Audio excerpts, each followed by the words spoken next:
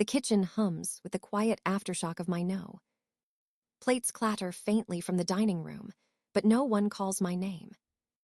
I wipe the gravy off the floor, each motion slow and deliberate. Through the doorway, Leon's laughter cuts through the air like glass. Dad leans toward him, proud and loud, asking about his new job. Mom touches his arm, eyes soft with admiration. I could vanish, and no one would notice. The realization sits heavy, bitter, like cold coffee left overnight. 2 days of cooking, no thanks, not even a glance. My knees ache from standing too long, my chest from carrying too much. I glance at the empty chair that was supposed to be mine. They filled the space without hesitation. I go back to the counter, pretending to clean what's already spotless. Mom's tablet glows beside the sink, a dozen notifications blinking. I shouldn't look, but my hands move before my mind can stop them. Her latest post sits at the top, shimmering in digital pride. Excited for Leon's special Thanksgiving menu. No mention of me. No mention of who planned, cooked, or served. Just him, always him. The pictures sting worse than her words. Leon smiling, arm around Dad. Mom beaming, face tilted toward her golden boy. In the corner, barely visible, the side of my shoulder, my hand holding a tray. That's where I exist in this family, just out of focus. I scroll further, hopping for even one image where I belong. There isn't one. 35 years, and I'm a background character in my own story. The kitchen suddenly feels smaller, the walls too close. I turn off the tablet and stare at my reflection in the window. My face looks tired, my eyes older than they should be. How long have I been serving them like this? Not just meals, but peace, comfort, silence. Every dish a peace offering. Every smile a shield. I've built my worth from their convenience. If I stopped, would I still matter? The question shakes me. From the dining room, Mom calls again. "Sweetheart, bring the pumpkin pie." Her voice sounds sweet, practiced, effortless. I grab the pie, careful not to drop it. When I walk in, Leon is in the middle of another story. Everyone laughs before he finishes. I set the pie down, unnoticed like furniture. Mom waves a distracted hand. "Just leave it there, dear." The word dear feels hollow. I stand for a moment, waiting for someone to look up. No one does. My throat tightens, but I swallow it back. This is the role they gave me. The helper. The quiet one. The reliable daughter who fills the gaps and gets no credit. I return to the kitchen, the sound of laughter following like an echo. It used to comfort me. Now it sounds like a door closing. Behind it, I no longer exist. 3 weeks pass after Thanksgiving, but the silence still hums in my ears. The group chat pings on a Sunday morning, breaking the calm. Mom's message glows bright on my phone. Leon is hosting Christmas this year. Everyone's so excited. A second message appears before I can even reply. "Honey, can you make your usual dishes? Leon loves your cooking." No question mark. No please. Just expectation wrapped in sweetness. I stare at the screen, jaw tight, heart heavy. 2 days of unpaid labor disguised as love. I imagine Leon smiling, taking credit for another perfect holiday. The same story, new setting. Different house, same imbalance. I don't reply. Instead, I put my phone face down and breathe. My apartment feels quiet, peaceful mine. No voices calling, no orders disguised as affection. Still, guilt creeps in like a familiar ghost.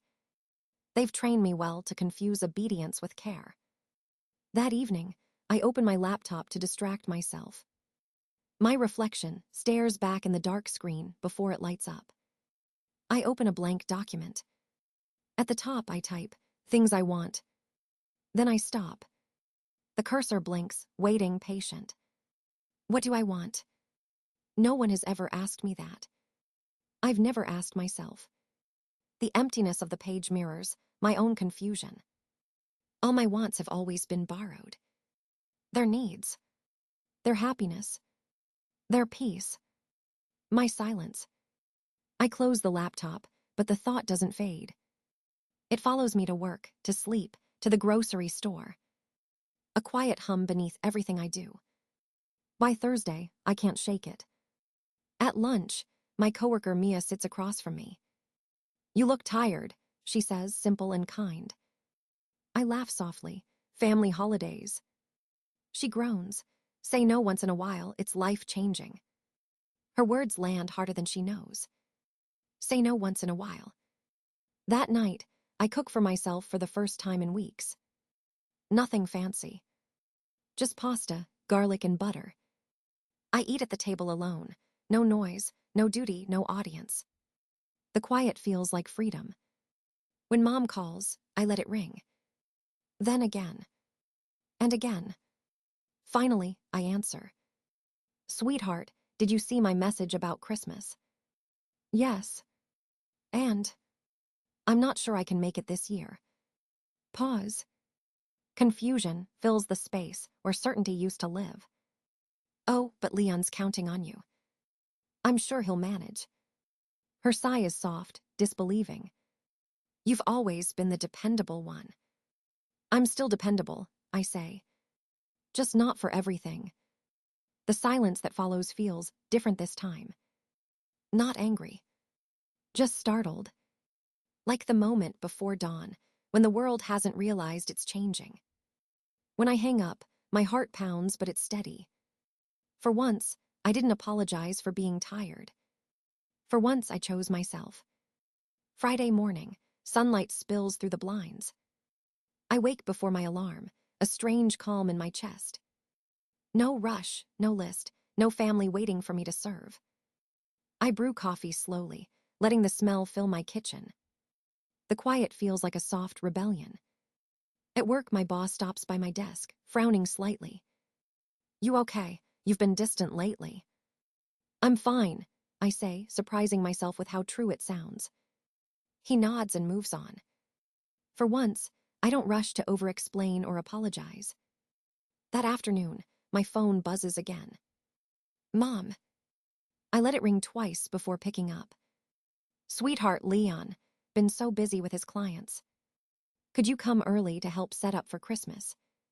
Her tone is syrupy, practiced, impossible to refuse. Except this time I do. "I can't, Mom. I have plans." "What kind of plans?" "My own." A beat of silence follows, sharp and heavy. Then she laughs, the brittle sound she uses when she's losing control. "Oh, of course, dear. We'll manage somehow." For the first time, I think she actually means it. I hang up and exhale, shaky but proud. Later, my coworker Mia appears at my cubicle with a grin. "A few of us are going out Saturday night. No family talk allowed. You in?" I hesitate. I can almost hear Mom's voice in my head, reminding me to stay responsible, to behave. But something inside me has shifted. I nod. "Yeah, I'm in." Saturday night, the bar is loud, alive, imperfect. Mia hands me a drink with too much ice. Her friend Daniel sings off-key to a song I barely know. We laugh until my sides ache. No one expects me to serve, to listen, to fix anything. They just want me there. Present. Visible. It's almost terrifying how good that feels. When I get home, I don't check my phone. I light a candle, take off my shoes, and write in the same notebook from before. This time, the page doesn't stay empty. I write sleep, peace, choice, laughter. The words look strange, but beautiful in my handwriting. The next morning, I wake late, sunlight spilling across the floor. Mom has sent 2 messages. One guilt-laced, one polite. Neither gets a reply. Instead, I open the window and let the December air in. My life feels small, but it's mine. I make breakfast for myself and eat it warm, not cold. I play music too loud. I dance a little in the kitchen. It feels silly and perfect. For years, I thought saying no meant losing love. Now I'm learning it means finding peace. Maybe I'm not selfish. Maybe I'm finally awake. Monday morning arrives gray and cold. The office hums with holiday talk, plans, noise, and glitter. I sip my coffee and open a blank email. My fingers hover above the keyboard, trembling slightly. Then I start to type. Dear Mom, Dad, and Leon. Each word feels like a small crack in the old walls I've built. I won't be joining for Christmas this year. I pause, breathing through the flood of guilt that follows. I need some time to rest and focus on my own life. The sentence looks simple, almost too gentle. But my heart beats like I just shouted. I reread it twice, add nothing more, and press send. Silence fills the room. No fireworks, no collapse, just a quiet click of freedom. Hours later, my phone buzzes. Mom.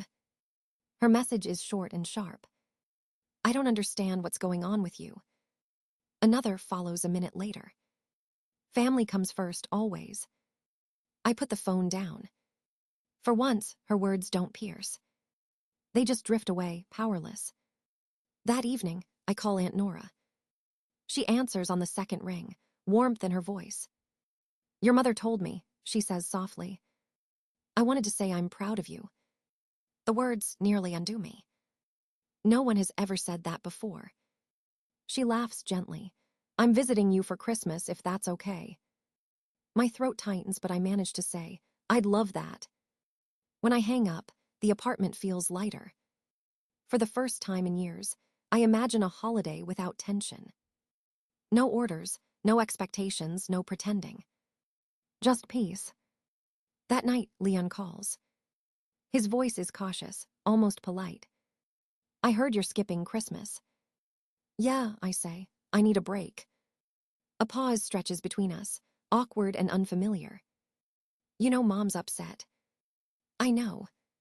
You're really not coming. No, Leon, not this year. He sighs. Okay, I'll figure something out. The call ends, and I stare at the dark screen. The old me would have caved at his sigh. But not this time. The next morning, I wake to sunlight and silence. No alarms, no guilt, no pressure. I spend the day cleaning, not because I have to, but because I want to. I buy flowers, fill a vase, and let music echo through the small space. The air smells like citrus and freedom. When Mom calls again, I don't answer. Instead, I send her a text. I love you, but I'm keeping my plans. No apology. No explanation. Later, I sit on my balcony with a cup of tea. The sky glows pink, soft and wide. I realize that peace doesn't come from approval. It comes from permission, my own. This year, I'm not the helper, the planner, the forgotten one. I'm simply me. And for the first time, that feels enough. The cafe smells like cinnamon and regret. My mother sits across from me, wrapped in her perfect winter coat. Between us lies a mug of untouched coffee and a worn photo album. She opens it carefully, as if nostalgia could fix what's broken. Look at this one, she says, tapping a page. Me, age 6, standing beside Leon in matching sweaters. You two were inseparable. I stare at the photo, at the space between us even then. She flips another page. Don't you miss how close we all were? Her tone is gentle, but the guilt seeps through like poison. I let her finish before I answer. Mom, we were never close, I was just quiet. Her smile falters, but she recovers quickly. Leon, been under a lot of pressure lately. Hosting Christmas means so much to him. I breathe in slowly, steady. And what does it mean to me? She blinks, confused, like she's hearing another language. You're always the one who keeps things running smoothly. That's not love, Mom, that's labor. The words surprise even me. They hang between us, too sharp to take back. Her eyes narrow. You're being dramatic. I reach into my bag and pull out a folder. Inside are printed photos and notes I've kept. Holidays, birthdays, anniversaries, all the moments I served. In every picture, Leon smiles while I stand blurred in the background. This is what I mean, I say quietly. I've spent decades cooking, cleaning, fixing. But I was never really there, was I? She looks at the photos, her expression unreadable. Of course you were there, your family. No, Mom, I was useful. The word lands heavy. She leans back, fidgeting with her napkin. You're making it sound like we don't appreciate you. You appreciate what I do, not who I am. Her gaze hardens, the wall she's perfected for years rebuilding. You'll regret saying that. I smile sadly. Maybe, but not today. She reaches for her wallet when the bill arrives. But I slide my card onto the tray first. This one's on me, I say. Her hand freezes. You don't have to. I know. The silence that follows feels final. When we stand to leave, I touch her arm lightly. When you're ready to have a daughter, not a servant, I'll be here. Her eyes shimmer with something I can't name. She nods once and walks out into the cold afternoon. Through the window, I watch her sit in her car, not starting the engine. For a long moment, she just stares straight ahead. I wonder if she's replaying the conversation or rewriting it in her head.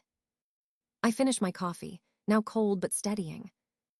Outside, the air is sharp and clear. The world feels wider than it did an hour ago. I walk home alone, lighter than I have in years. Not because I won, but because I finally stopped losing myself. Christmas morning smells like salt and sunlight. The sea glitters outside the window of the small villa I rented. Lynn laughs beside me, trying to balance a tray of pancakes and coffee. Our playlist hums softly, no carols, no forced cheer. Just peace, warm and unhurried.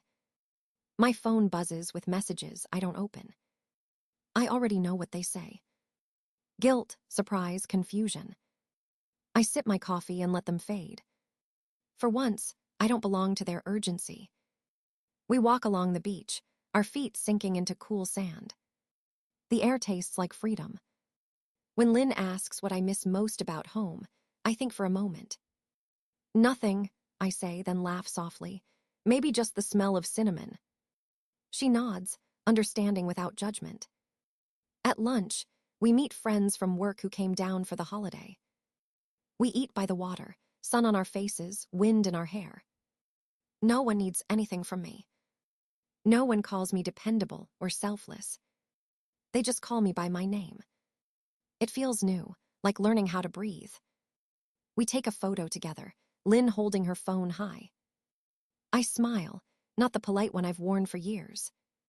A real smile, messy and free. Later that night, the sky blazes orange over the ocean. I sit on the balcony, writing in my notebook again. This time, the page fills easily. Peace, laughter, stillness, me. I close the notebook and let the sound of waves fill the silence. When I check my phone again, a message waits from Dad. Your mother and I hope you're well. We miss you. No guilt, no demands, just words. I type slowly. I'm happy, hope you're both okay. No anger, no apology, just truth. Weeks later, it's Thanksgiving again. My apartment smells like rosemary and roasted garlic. Friends gather around mismatched plates and chipped glasses. Dinora laughs from the couch, holding a glass of wine. This beats your parents' dinners, doesn't it? I grin, by miles. Everyone helped cook. No one's giving orders. No one's forgotten. We eat together, passing dishes by hand. Every laugh feels earned. Every glance feels real. I take a photo. This time I'm in the center. After dessert, my phone buzzes. Dad again. Your mother and I would like to visit for Christmas. Maybe we can cook together this time. I read it twice before smiling. Sure, I reply, but everyone cooks. The next morning, I hang the new photo on the wall. My face is clear, bright, and alive. For years, I thought love meant giving until there was nothing left. Now I know it means standing where you can be seen. The kitchen is quiet, except for the sound of the timer. The turkey's almost done, and so am I with old stories. This is my life now. Chosen, not assigned. And finally, it's enough. The house is quiet, filled with the soft glow of evening. A photo hangs on the wall, my smile caught mid-laughter. No one's shadow covers me this time. The air smells like rosemary and candle wax. Outside, the city hums with its own rhythm. Inside, I feel steady, grounded, whole. My phone lights up with a message from Mom. Dinner was nice tonight. We missed you. I read it once, then again, and smile. Maybe she's beginning to understand. Maybe not. Either way, I'm at peace. I pour myself a glass of wine, sit by the window. The sky glows faintly gold before fading into blue. For the first time, I don't measure my worth in service. I measure it in stillness, in laughter, in freedom.